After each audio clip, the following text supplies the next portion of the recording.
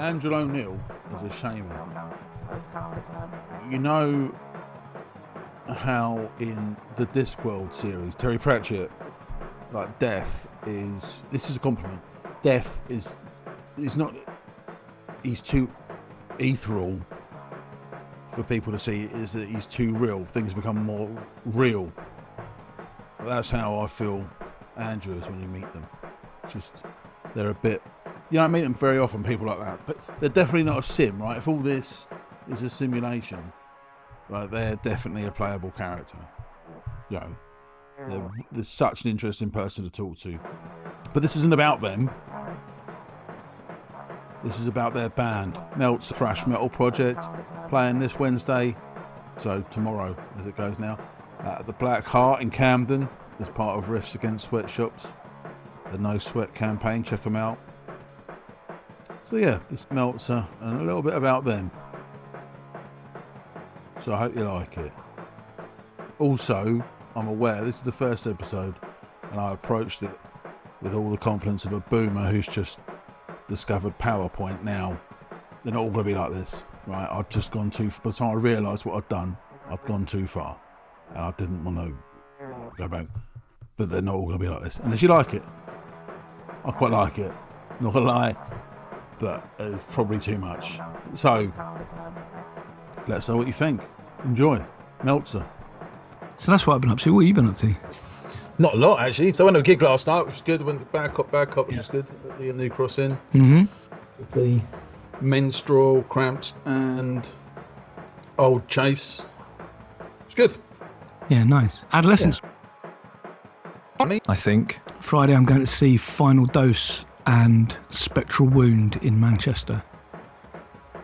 Nice. Final Dose of the band that's probably closest to what I had in my head for Meltzer. There's a segue. Let's get into that. Who are Meltzer? Rap. Yeah, we're a middle class South London rap collective. Yeah, and we make an important distinction. We did go to a grammar school, but it was still a state school, not. No. Meltzer is a toolmaker. Meltzer's a sound I've had in my head for quite a long time. My last band, The Men That Will Not Be Blamed for Nothing, the last record we did was basically a hardcore record because we were all really fucked off with the state of the world. And I just basically wrote a load of really angry songs. And we called it Double Negative because Smart kept pointing out that our historically accurate name from the graffiti that was been attributed to Jack the Ripper, wrongly generally, is a double negative. And we're like, yeah, we know it is. You don't need to point. We've been doing this band for 10 years. And because also the album was really negative, so we called the album Double Negative in a kind of like, yes, we know, sort of lampshading thing. And then, and that's split up. And The Men was always, I'm very proud of what we did. I'm very proud of, how far we got with it. But it was always a compromise, and it was always, lots of different people with very different musical taste, overlapping, but very different.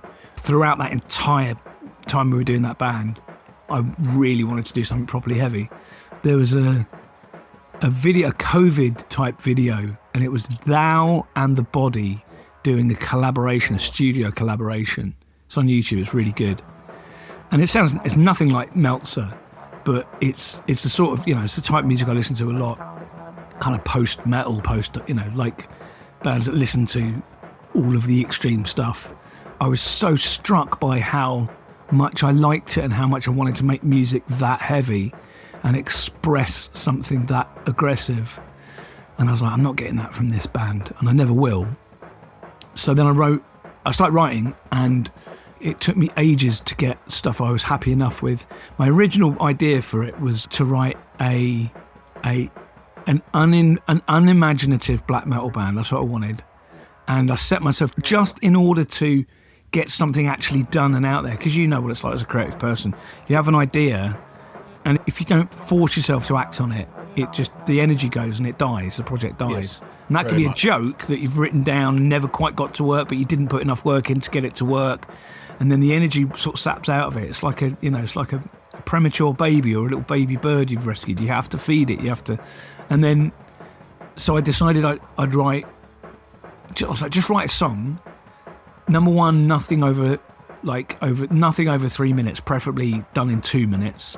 And the second one was to repeat verse and chorus, which I never used to do, because I musically I grew up in like mid to late 90s metalcore, but like that's, to anyone considerably younger than us, that describes a very different thing. But it's like Converge, Cave In, all the C bands, Converge, Cave In, Coalesce, Canvas, Catharsis, Botch, Dillinger Escape Plan. The really big one for me is Dead Guy and Kiss It Goodbye. And all of those bands, one of the things they did was abandon rock and roll song structures. So they don't go A, B, A, C, A, B, they don't do verse, intro, verse, chorus, solo. They go A, B, C, D, E, F, G. And loads of those, but it's like tons of bands that were on Relapse, like Soylent Green, this kind of very complex, almost proggy structure. But to me, a big difference between what say Converge and Cave In were doing in the late 90s and early 2000s, well, no, late 90s really, and what prog does is there's an emotional heart to it that they're following. To me, prog is all front brain, and hardcore is like fucking reptile brain, Yeah. They're in that songwriting, to me, and there are probably people who are into much more straightforward music that would disagree with me, but that's how it always felt. Anyway, that's how I always used to write. So in Sunstaff Day, my old hardcore band, that's how we used to write. In quite a few men things, I'll go, yeah, but it needs to go somewhere else.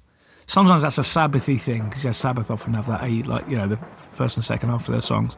But with Meltzer, I was like, right, no, let's, in order to get some songs finished and not just like indulge my fucking ADHD brain, like, you only need a couple of riffs and then you've got a song, and then finish a song. So I started doing that, and I had a couple I was really pleased with. And I just, like, I do talk a lot. So I've talked to lots of people about it, and I made these demos, and the demo's out. So if you go to, I'll give you the actual URL, meltzer667.bandcamp.com. 667. Yeah. Well, there's always a 666 somewhere. There's two songs on that, which I recorded. I programmed the drums, and the rest is, it's all me, but the drums are programmed. They're not that like get a drummer thing that GarageBand does. I've actually, and finally got round to like putting proper vocals on them and finishing them and mixing them properly and replacing bits. And I've ended up coming up with something I really like. And I sent the songs to a few people, a few of the right people. So there's my mate Neil, and he's like, "This is fucking killer. This is brilliant." And I was like, "Right, that good," because if he likes it, but Neil and I got very, very, very similar tastes. So Celtic Frost, Dark Throne, Triptychon, old school black metal, and like old school death metal, organic sounding stuff.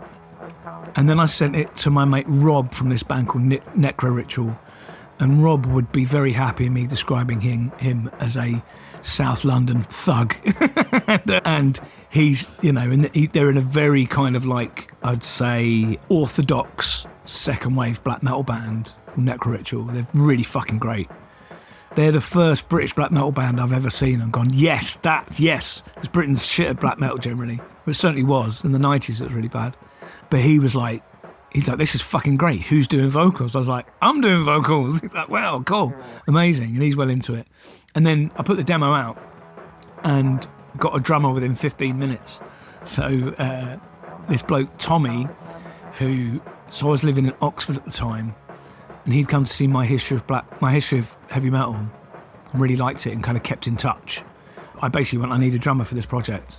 And he's like, I can drum for you. He said, I'm not very technical. I was like, don't worry, nor am I. He sent me a video of him, and he had exactly what I want. Because before this point, I already had my bass player on board. So Theo's in a band called Reprisal. He's also the bass player in the live version of the metal show. Reprisal are a technical death thrash band. They're very fucking good. But Theo is much more a hardcore kid.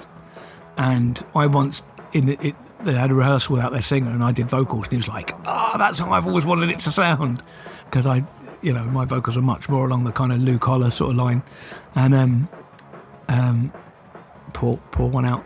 And anyway, so we did a couple of rehearsals with their drummer Sean, and Sean is absolutely brilliant. He's a really technical drummer. He's We have to be in metal that sort of technical music, drummer. I assume. Yeah, but there's a distinction I never knew existed until Dave Lombardo pointed out. Well, no, it wasn't even Dave Lombardo. It was a bloke who was playing Dave Lombardo's Slayer stuff. And this bloke who was playing Dave Slayer stuff, he said, I'm not an extreme metal drummer. I was like, well, surely you are. But what he means is, there's a distinction I never realised was there between what Dave Lombardo does in Slayer, which I always thought was as good at, and that really technical death metal stuff, which is more like kind of Steve Ashim from Dare Side or anything like that. Sean is that level. He's absolutely intricate, and and he's sort of one of these drummers who he stays quite still. He's got his sort of core strength. And I remember the drummer from Scout Block. What was his name? I can't remember his name. He's in loads and loads of bands in Scout, and we always used to talk to him. He looked like a Buddhist, so he's playing this incredible fucking crusty grindcore, but just like Martin, who's called. It's the arms that are doing all the arms and the wrists that are doing all the work.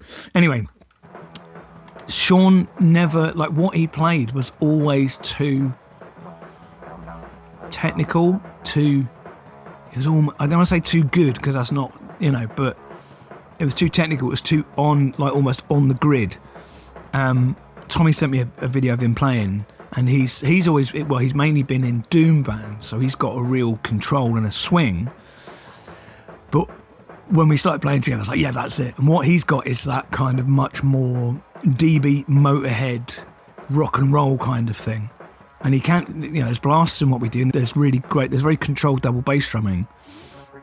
But it's got that kind of more stripped down, it's more organic feeling, it's more about feel than about technique. Yeah, traditional hardcore. Yeah. And then, like, I had these other two songs that they've learned, and we've done 6-7 shows now. We all live. So I've now moved to Sheffield. Theo lives in Surbiton, and Tommy lives in Charlbury, which is in the Cotswolds. It's quite near Oxford, but nice. Yeah, but he's him and his mate have basically built a venue called The Shed, so we rehearse there. I've now done stand-up there, which is quite weird. Awesome. It's where we rehearse. But yeah, so we... The venue, is it? Yeah. Cool. It's funny because it's like a scout hut, but there's a scout hut down the road. And the joke I was doing when I was hosting the comedy there was, it's a bit like the scout hut is like a fucking hermit crab. And like they had a scout hut and then they got bigger. So they've moved up the road and found a bigger one, leaving one behind. And it's like, it's I'm so excited. We've got a few more songs. I am in the middle of finishing off our EP. So we're recording 4 songs and then put out an EP, and then immediately record the next 4 songs and put out an EP, and just keep doing it like that rather than doing whole albums. And then we'll do it, when we've got enough, we'll do a discography release and then just keep going like that. Getting it done. But it's a very much Andrew O'Neill project, is it? I mean, I really want it to survive on its own merits. So, like, I don't do any publicity. I publicise it on my socials, but none of the Meltzer stuff has got, like, from the comedian Andrew O'Neill or from the author of History of Heavy Metal or anything like that. And what I keep saying to promoters is just stick us on first. Like, put us on. We want to do loads of gigs, and I want it to. I don't want, I'm not pitching it to Men That Will Not Be Blamed for Nothing fans, because most of them won't like it anyway. But also, I want it to prove itself. Of course, yeah. But creativity-wise, it's you. So far, that is going to change. That's going to change. And Tommy and Theo, like, they bring their own ideas to the table. Cool. Things like structure and that sort of thing. But we're starting to write more together. But because I spent the best part of 15 years in a band where I was like it, I'm not saying it sucked by any means, but it was about what that band wanted to do. It's about what those 4 people wanted to do. And I've got a very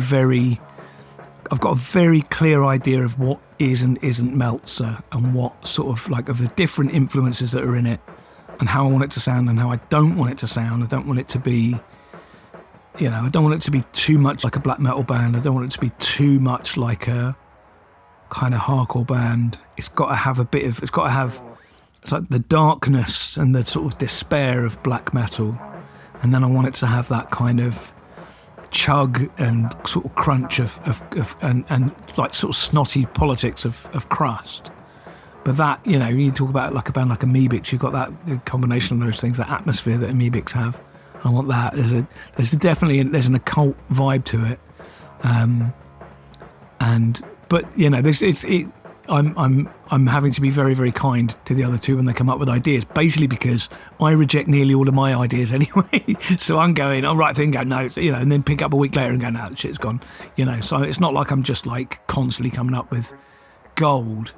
I'm having to slog, but I take influence there from Tom G. Warrior from Triptychon and Celtic Frost, Hellhammer, who sometimes he'll take like 10 years for an album to put out an album after he thinks it's right, because it's so important to him.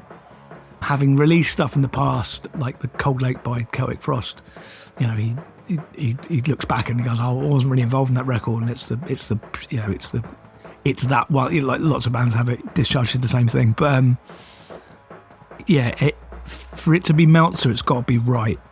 And for me to, there was a thing with the Men where, again, I was very proud of it, but I wouldn't necessarily go up to my metalhead mates and go, "This is the record we've just done," or "You need to come and see us, you'll love it." With Meltzer, I'm like, "You listen to this, you will like," and I've sent it to so many people, and I'll do the same when the EP's out, just going, like, I'm really fucking proud of this. I'm really fucking proud of this music, and I suppose there is an element of like, this has come from me. The architect. Yeah. And or the navigator. And Tommy's very excited to be doing it and doing something, because what he's done up until now has mainly been Doom stuff. And Theo is, what keeps happening with Theo is he's trying to write stuff and submit stuff, but I keep writing stuff and he goes, "That's exactly the sort of thing I want to do." I wrote a song that was called, I'm just going to make sure I've got the exact right title, because we've got a new title for it. No, it's not in there. Yeah, but a song it was called Bass Crust, because I tend to just describe what things sound like, because I wrote it on the bass. I wrote it on my bass 6. So the main riff is a bass riff, and it's now called Lethally Irradiated Animals Used for Meat. I played it to him. It's a love song. It's a love song, yeah. And it's it's like, the bit in Beauty and the Beast, not Beauty and the Beast, what's the Lady and the Tramp, where they meet. Yeah. They meet at the end in the middle of the spaghetti. It's like that, but with a radioactive goat carcass. Nice. Yeah. I played it to him and he's like, "Yeah, fuck, that's exactly my sort of thing." And then I've got a new one. There's a guy I follow on Blue Sky who does these 1-minute song compilations. So I wrote a 1-minute song. It was originally called 1 Minute Warning, and then as a typo I called it 1 Second Warning, and Theo's like, "That's way better, we've got to call it that." So it's quite Sabbathy in that it's got a slow start and a really fast, slow first half, really fast second half. And again, he's like, "Yeah, that's exactly up my street," because it's really hardcore sounding. So yeah. There is a nuclear theme. It's not necessarily permanent by any means, but at the moment every lyric is about nuclear war one way or another. But like, what was interesting about that was I ended up giving myself writer's block, because there's two things I wanted. One was I wanted it to be about nuclear war, Cold War. Cold War is the aesthetic. British Cold War is the aesthetic. So threads, but also like things like I have a gas mask on my mic stand, but it's the 80s British, it's actually 60s, 70s, 80s British gas mask. It's really distinctive looking. It's not like the round eye that got that. It's the ones that they use in the Iranian embassy siege, the SAS used in the Iranian embassy siege. Oh yeah, iconic.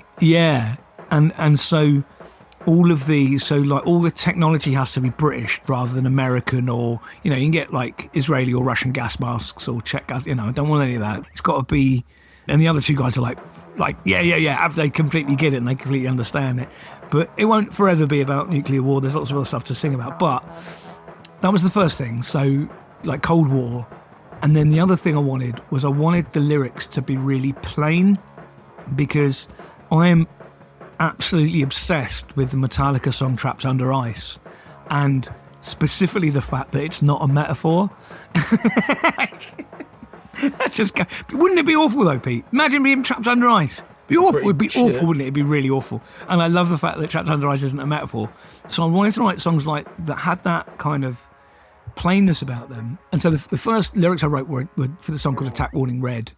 And it's basically just about Nuclear War 101, like what would happen. So the first line is a flash in the sky, blinding light, bursting from nothing. You close your eyes, but your eyelids do nothing, no escape from the fireball hell. It's just like, what would that be like? Your eyelids don't do anything. And then it's about, and it's just about the realisation that you're actually far enough away from it that you're going to survive, and that is more horrific. And then I got writer's block, and I just couldn't write. I just couldn't get stuff out that did the job I wanted to do. So I allowed myself to write about anything. I was like, just write about anything. Just do it. And I did some free writing, and I wrote this Lovecraftian story. I've always enjoyed the idea, and like Anna Nathrat used this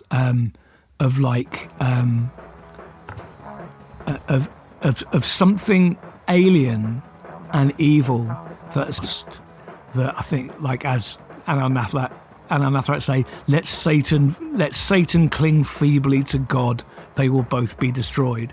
The idea that something is, because I've always thought about, like, the God and the devil, they're so human, they're so anthropomorphic, anthropocentric. Real evil, that it wouldn't be in any way recognisable. And having done ritual magic and having, in a particular thing, had an interaction with something that I could probably, if I was living 200 years ago, would probably describe as God. It didn't really have any physical form, So I really liked that idea, and then I wrote these lyrics called Unutterable, and the idea that your nervous system completely breaks down, and you psychologically fall apart seeing it, because it's far too big for you to cope with seeing. And wrote the song, and that's the version that's currently on the demo. This is not your God, this is not your Satan, too vast to conceive, unutterable. And then I thought, why don't I rewrite that to make that on topic? So then I thought about, I think it's episode 7 of Twin Peaks: The Return, which is the one that opens with the Trinity test atom bomb. And the idea that Lynch had was all the evil that's in Twin Peaks comes when we opened something, when we did that first nuclear explosion. So I thought, well, that worked. So I didn't have to change very much. So it's sliding across oceans of time like a nightmare, infernal cascading, unfolding in irrational space, subliming from one unseen dimension into another. Ultimate evil beckons you to see its face. And then the chorus is, unleashed in the maelstrom, nuclear rent, too vast to conceive, unutterable. And then it's all about, we pulled on the thread and unraveled God. So the idea is and there's literally a bit where I go, what the fuck have we done? The idea that we've let something in. On a physical, practical level, every living thing now has a signature of the nuclear test. Everything's got nuclear material in it from the nuclear test in the 40s and 50s. There's not a living thing doesn't have a trace of it now. So we did unleash something, at least on that scale, if not something more. And then these ideas keep coming, and it is that thing where when you impose a limitation, you can actually really come up with nice ideas. I wanted to write something occult, so I wrote this song called Geiger God, and the idea of that is when society and culture have broken down in the few hundred years after a nuclear war, religions and cults will spring up. So there's a cult based around a Geiger counter. Which would make... Well, that makes sense. Yeah, and the idea, the line is, this was once all, and so it's about... And then this is a lesson I learned from Andy Heinz from The Men Will Not Be Blamed for Nothing, which is to put a human being in it. So then it's about how the person... So it goes, unlock the door, forbidden space, sacred room, heart in your mouth, a noise behind you, nowhere to hide, broken taboo, now you'll die. And then the chorus is, Geiger God, worship the dial, Geiger God, die. And then raised on the altar, the ancient device, ritual and reverence, it read the sky, forgotten symbols, function and form, this was once all. So it's about someone breaking this taboo and going in and finding it in this kind of cult. Nice. And yeah, and then the ideas just kind of keep coming, and you go there'll definitely come a time where I write about other stuff, but I quite like the idea of always keeping it. We won't do that thing of doing a sort of the classic kind of crust cover where you've got Trump and Farage on the front. It will be will take the amoebics route of burying stuff in. So actually completely the opposite now of what I said I was going to do things that aren't a metaphor. But I think the idea is trying to elevate the lyrics so that they've got something a little bit, there's poetry in there, basically, but like horrible poetry. So I'll read you this. So for example, and then completely not like that. So this song that we wrote about, how have I put it in here? Oh no, it's in here. About, so lethally irradiated animals used for meat. So I've got this sample from all the samples have to be British. This is part of the thing, right? They've got to be, so there's no American voices. And I found this documentary on a nuclear preparation war game that this local council were doing. So they've got all these different people in charge of different, like the first 20 minutes of threads. And there's literally a guy saying there's no reason why lethally irradiated animals cannot be used for meat. And then, so I was like, oh, well, that's what I write about. So then these are really, really like plain. So it's, we are alone, no one left to come and help us. We're going to starve. Crops have failed, livestock dying. What do we do? Desperate times, desperate measures. What do we eat? Irradiated carcasses. And the second verse is, are doomed unless we eat the irradiated carcass in front of us. Suppressing gag reflex, no way to cook it. Swallow raw rotten flesh, taste of metal, radiation's telltale. But that's all in that kind of grindcore. You should definitely do that as a Valentine's card. Yeah, right. I think so. Brilliant. Just like two people like half a gas mask. Well, did you ever read that Romantically Apocalyptic, that webcomic? No. It was a thing. It was very much in the sort of like steampunk kind of era, kind of, I don't know, like geek culture finding a real kind of home on the internet. And yeah, Romantically Apocalyptic. So it's beautiful. It's sort of painterly, and it's about these two people in a tropic wasteland, and they keep finding little like hearts and stuff around, and leaving notes for each other, but in a terrifying post-apocalyptic future. Yeah, love prevails, doesn't it? Always. Yeah. But yeah, the idea, and then the other thing with the band is I want it to be an activist band, so we'll do as many demos and as many benefit gigs and that sort of thing as we can do, because I want the band to be inherently a part of the sort of political landscape, you know? Yeah, nice. Why is it, where's the cold? Is actually some childhood anxiety, the cold? Because a nuclear war, although it's making a comeback as these things do, like flares, low-rise jeans and that, but, quite retro, isn't it? Well, I'm a retro kind of a person. Yeah, it is, but it is, and I'm, I was in a band for 15 years, so it was all Victorian, obsessed, and almost unwittingly, I've realised that I'm picking another historical era. But as I say, we're not going to be. It won't entirely be about that forever. But I just think it's a really, really rich seam for an aesthetic, apart from anything else, and like. Everyone got well into that, like everyone in my sphere got well into the whole folk horror aesthetic, and that kind of that sort of occult, that very beautiful, rural, stone circles and all that great stuff. And I still love all of that. But what the internet does with the algorithm is when you like something, it sends you everything like that, doesn't it? So like everyone had mates or relatives who had millions of like little ceramic frogs. You go, oh, do you collect them? They go, no, just every time someone goes on holiday, they buy me one because they know I like them. And that's what the internet does. I I really like this folk horror aesthetic. And then you see nothing else for 5 years. And I'm completely, I really like it still, but I've seen more fucking, lino cut sort of drawings of shit than, I really like it, but I don't know if it was conscious or not, but I wanted an aesthetic for this band that was nothing like that. And that hadn't really, hadn't been, everything's been done before, but hadn't been oversaturated. I've got a folder just called Cold War on my laptop that's just, anytime I see a really good picture of a radar dish or something like that. And the dish like the one I'm going to make patches soon, and the dish in that is actually from Doctor Who. Doctor Who's always an influence.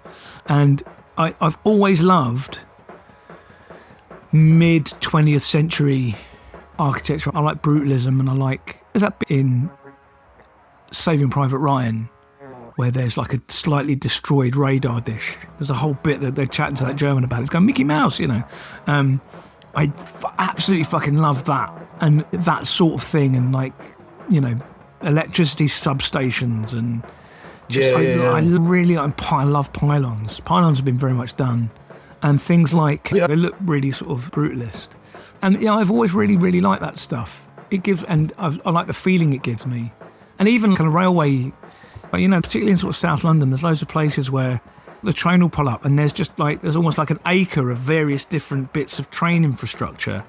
And I always think about so as an aesthetic, it's different, but it's not different for the sake of it, because it's all stuff I really, really fucking love and really resonates with me. And my dad was in the Navy, my brother was in the parachute regiment TA. Before that, he was in the cadets. Cool, like non-binary people. I have quite sort of extremes on both sides. So I was quite into army stuff, and just kind of like we'd have those book, like Navy books and things like that. And I really love all that kind of like fucking naval helicopters look amazing, and just things like that. I have a distinct memory of an air raid siren test. My house was sort of topsy-turvy because I now live with us and she had most of the downstairs. I was out of bed for some reason, and I remember the toilet window was open. I could hear his air raid siren, and my brother's like, "Oh, that's it's like the nuclear war siren." And it was so fucking scary, eerie, and So there is some memory. Yeah, and I was really, really, really interested in Hiroshima and Nagasaki, and just ask him how much of a threat is this, and what. And my dad was in the Navy in the 60s and 70s, so my dad was fully Cold War. And I like the little coded number stations sent over the radio. Yeah. Number stations are just, and I think that's very possibly the thing that most drew me back in, because they're so atmospheric, they're so wonderful. We used, actually, for the beginning of a Men album, we recreated one of those because we just really like the aesthetic as well. Yeah, and things like civil defence and growing up and I found out, so Mick Lawrence, who's my dad's best friend, was a copper and fairly, relatively high ranking towards the end of his career. And I remember someone told me that he had a certain responsibility in the event of a nuclear war, and that he had a book that he had to keep at home.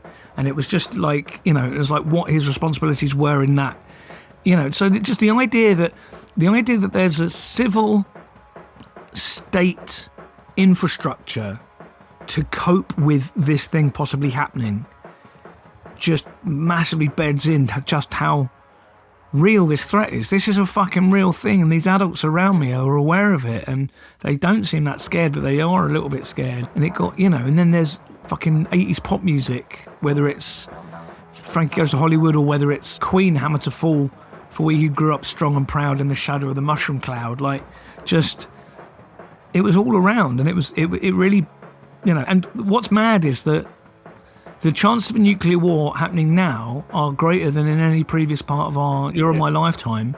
The fucking, like, India and Pakistan and Israel, and just, and then, like, rogue states and what Russia is up to. And the reality of it is fully terrifying. And then, of course, there's Threads, which is the greatest film ever made.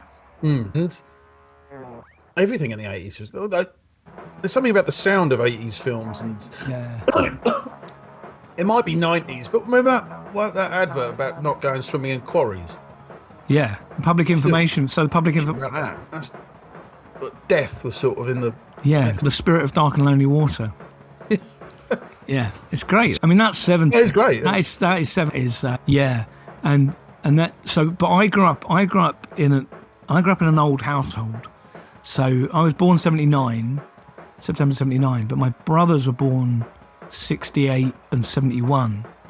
So there's like that. So they were like older than me, and they were more kind of, had more 70s-ness about them. And then my parents were 60s kids, and then my nan lived with us, and so she was born in 1921. So it was an old household. So there was all that 70s, like, the sort of stuff that Scarred for Life talk about very effectively. Like, so we had copies of Unexplained magazine. So, the 70s was basically like loads of culture that was made by people who were part of that 60s counterculture. Even things like Bagpuss and Noggin the Nog, I think might actually be 60s, but Bagpuss and all the, like Ivor the Engine and all these sorts of, like, there's this culture that's made by people who were immersed in a kind of countercultural arts and crafts movement. And they made it with such care, but also they were steeped in that countercultural occultism, that the 60s occult revival, with like the Beatles putting Aleister Crowley on the front of Sgt. Pepper and all that sort of stuff, and the Stones got well into it, and Kenneth Anger and all that kind of amazing stuff. So the 70s was this period of like UFOs and fucking monsters and occultism and scary, like Children of the Stones and the Owl Service and all these scary children's programs, and then the threat of actual nuclear war. So all that put in together, that's what my band sounds like. Yeah, that's a good description. With some screaming. Where does the name come from? Albert Meltzer. I'll be kicking myself because I'm sure I should know this. I think I've told you this before. Albert Meltzer was a London anarchist, and he was a printer, and he was also a copy. I'll try and get a copy. Not a copywriter, but he would basically be on the phone with the journalist taking their copy down. And he was like an anarcho-syndicalist, he was very, very into unions and that as being the thing rather than my slightly more situationist and kind of anarchist head. But he wrote this book called I Couldn't Paint Golden Angels. It's just his autobiography. And he dedicated his entire life to anarchism. Like, he never had a proper relationship. He was constantly writing to Spanish prisoners after Franco's Spain, and he was at the Battle of Cable Street, and he was, he was a boxer as a young man, and he got in a few scraps, and he was like that whole thing where the print unions had such power that the right-wing press couldn't get away with what they get away with now, because the print unions the printers wouldn't let them write it, they wouldn't let them do it, and he was a really humble, quiet activist, but he was completely and utterly dedicated to it, and I fucking love that. He wasn't like a blogger or a journalist or someone who goes on Question Time, do you know what I mean? Like he was just someone who quietly, he and Stuart Christie set up the Anarchist Black Cross, which is prisoner support. Certainly the British version of it. Yeah. And let's say they set up a chapter of it. I've always thought that I wanted to keep his name within culture because he's just like, and I want to use words like cool, and he was completely the opposite of cool. He was an extremely he's a good writer, but he's very, he wasn't flash, and he wasn't, he was just fucking great. Cool. Yeah, so, and Alec, who... What was the book? Sorry. It's called I Couldn't Paint Golden Angels. It's on AK Press, and I strongly recommend it. He also wrote, I'll see if I've got it over there. He wrote a book called The Floodgates of Anarchy with Stuart Christie, which is really fucking good. It's a great primer for real anarchism. And he also wrote Anarchism Arguments For and Against, which is a very clear kind of FAQ, basically. I've got that. Right. When I was getting Stuart Christie was Angry Brigade, is he? Well, he wasn't part of them, but he was involved. He was he was sort of involved. He was a witness in the trial, but he wasn't part of them. Did he try and blow up Franco? No, that's Stuart Christie. Yeah, that's what. Yeah, that's Stuart Christie. Yeah. Granny Made Me an Anarchist as his book, his autobiography. Just incredible. He's going around Spain with a load of fucking plastic explosive duct taped around him, and then a heavy cardigan over it, and he's just sweating, and as he's sweating it's all just sliding down, and he gets there, and it's a proper thriller, and then he gets there and they're just like, we know what you're up to, and then he was going to be killed. And this is a mad thing, executions in Spain in the 70s, do you know what the method was? Was it still beheading or something? Garroting. Yes, I've heard that. Isn't that mad? I mean, it's that thing where you go I guess if that's what your country does, but isn't that just fucking insane? Yeah, but you've got to get someone to do it. I mean, the whole point of the guillotine and stuff was that it removes an element of responsibility, isn't it? In a way. I was always under the impression that the guillotine wasn't about. The guillotine was just about efficiency, because they had to get through a lot of people. But then, have you read Albert Pierpoint's book? No, the Hangman. Yeah, so he wasn't the last hangman, but he was the last one who did any. I think he might have been the last one who killed anyone. Proper hanging. But he these liberal hangmen go afterwards. He perfected. It was a real point of pride for him to have people. So the condemned person would be in a room that had a wardrobe in it, and the door to the execution chamber was behind the wardrobe, and they didn't know that. So what would go in, that everyone would go in, and then the wardrobe would move, and it'd be almost like a magic trick. So they'd be kind of bewildered, and while they're going, what the fuck's going on, their hands are tied behind them, they're led in, and their legs are tied together, the hood goes over, the rope goes on, and then push the handle, not pull it, push the handle, and they'd be dead. So it's literally within seconds of the door opening and people going in. And that was part of his pride, was that it wasn't a drawn out thing. It wasn't that like kind of, Green Mile, like you got to march through the whole fucking thing, because all of that is sadistic. And he would look at their weight and their height, and then he had a table of weights and heights, and that's how long the top had to be. Yeah, because otherwise your head comes off. Yeah, too long and your head comes off, and too long and you choke rather than, it's supposed to separate, it's supposed to sever two vertebrae, and it goes over one side so your head snaps to the side. But he's vocally in opposition to the death penalty, which is quite interesting. I think that's probably the guy you want, to be honest, isn't it? It is. Rather than someone who's like, Yeah, but taunting is like, that's pretty crazy, isn't it? And moving the ward, they were probably worried it was going to be a fucking magic show. And they were like, oh, good, no. Fucking Paul Daniels, yeah. Fuck for that. You were going to ask about No Sweat, weren't you? That's the metal version of Punk's Against Sweatshop. Yeah, the idea is basically to extend it, because, there are probably more T-shirts sold by metal bands than by punk bands. So the holy grail is getting Iron Maiden to do it. That would be the one. Would it? It's so far we have failed. But yeah. So it's Wednesday. Harrow, the headline, isn't they? Harrow? Yeah, we're doing Bannerman's in Edinburgh on the 26th of August as well, with a Scottish band called Feral Ghoul, who are a nuclear war-obsessed death metal band. It's going to be a night of hilarity. It's going to be fucking great. Do you think, obviously you're a musician, you like this, but is it as a counterbalance to comedy, do you think? I think they're all the same thing, really. But one of my approaches to Meltzer, so we don't say anything in between songs. And I want to have that kind of austerity on stage. And that probably is a self-conscious... Well, actually, partly what that is that's removing it even more from me as a comedian. I'm not Andrew O'Neill, the comedian, when I'm on stage doing that. And I don't want it to be seen as that. And, if I'm up there, even if I say anything funny, then it becomes that persona. And I don't want it to be that. It's also partly why I wear a bit of corpse paint, and it just gives it that kind of like, we're very fucking committed to this and this aesthetic. But, I've just like, there's a grindcore song about Krill at the beginning of one new show, and there's now increasingly complex rap about cupboards in the new one. Thank you so much, appreciate Absolute it. pleasure. I'll see you Wednesday. See you then. Take care, love.